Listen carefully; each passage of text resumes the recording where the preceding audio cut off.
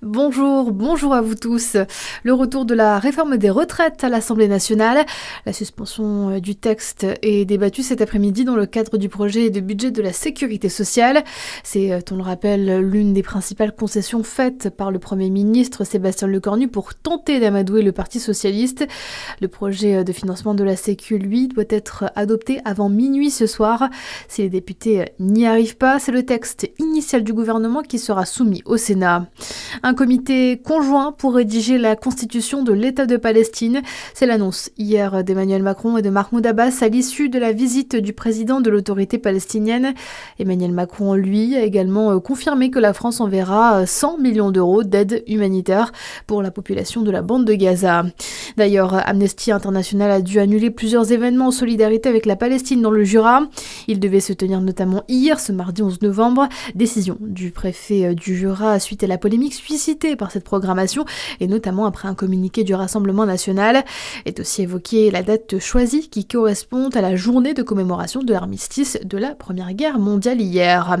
Une nouvelle machine qui fait gagner du temps. À Dijon, le centre de lutte contre le cancer de Bourgogne-Franche-Comté se dote d'un TEP-scan corps entier. Déjà installé depuis l'été, il a permis de réaliser les premières imageries en septembre. Ce qui change, Nicolas Gomez, c'est la durée de l'examen qui diminue. Oui, de 30 minutes, le scan passe maintenant à 6 minutes. Avec un TEP classique, le patient doit passer plusieurs scans de plusieurs parties du corps pour reconstituer une analyse du corps en entier. Cette fois, le TEP scan réalise une imagerie complète en une fois du patient avec une qualité d'image exceptionnelle, précise le centre médical. Le délai d'attente aussi pour obtenir un rendez-vous va être réduit de 5 à 1 semaine. Avec cet outil, le centre de lutte contre le cancer de Bourgogne-Franche-Comté se dote d'un équipement à la pointe de la technologie. Il n'existe que 3 TEP scans corps entier en France. Coût de la machine, 10 millions d'euros cofinancés avec le Centre de lutte contre le cancer de Bourgogne-Franche-Comté et le CHU de Dijon. L'actualité, c'est aussi du sport avec cette semaine cruciale pour la poursuite de son aventure européenne.